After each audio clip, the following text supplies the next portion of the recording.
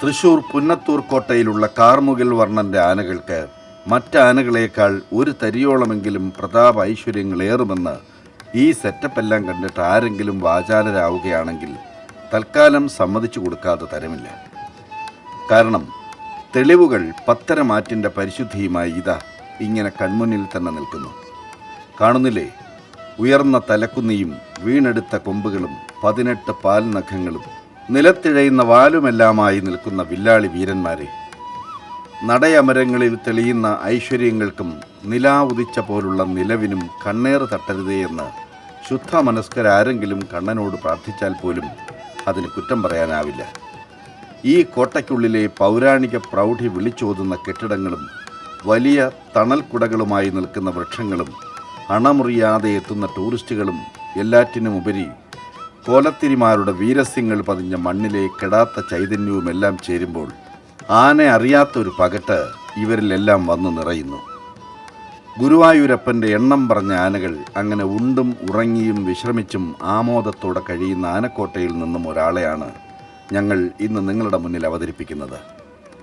വലിയ കണ്ണുകളും കുറുകിയ അമരവും ഉയർന്ന നടയും വായുകുംഭവുമുള്ള ഇവൻ്റെ പേര് ഗോപീകൃഷ്ണൻ. ഗുരുവായൂരപ്പൻ്റെ സന്നിധിയിലേക്ക് ഇവൻ വരുന്നത് കേരളത്തിലെ തന്നെ പ്രമുഖമായ മറ്റൊരാന തറവാട്ടിൽ നിന്നാണ്.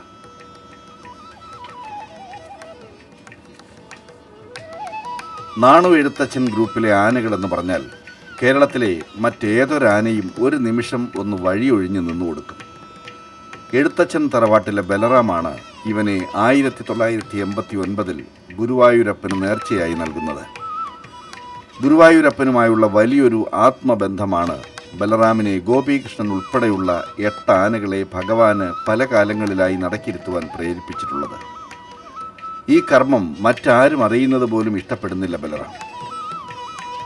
1984 ബലറാം കണ്ണൻ എന്ന ആനയെ ഗുരുവായൂരപ്പൻ നൽകുന്നത്.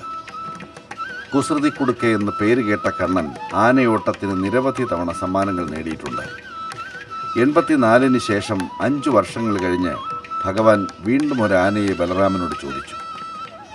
ഭഗവാന് നൽകണമെങ്കിൽ മനസ്സ് നിറഞ്ഞു തന്നെ നൽകണമെന്ന് ബലറാം ഉറപ്പിച്ചിരുന്നു. അങ്ങനെ ചിന്തിച്ചു കഴിഞ്ഞപ്പോൾ ഗോപീകൃഷ്ണനെ അല്ലാതെ മറ്റൊരാനയെ ബലറാമിന് നടക്കിരുത്തുവാൻ തോന്നിയില്ല. എണ്ണം പറഞ്ഞ കൊമ്പന്മാർ പിന്നെയും തറവാട്ടിലുണ്ടായിരുന്നെങ്കിലും ഗോപീകൃഷ്ണനോളം പോന്നവർ ആരുമില്ലെന്ന് നിശ്ചയമായിരുന്നു ബലറാമിന്. അഴകിൻ്റെയും ഐശ്വര്യത്തിൻ്റെയും പ്രതീകമായ ഗോപീകൃഷ്ണനെ തന്നെ ബലറാം ഗുരുവായൂരപ്പന് നൽകി.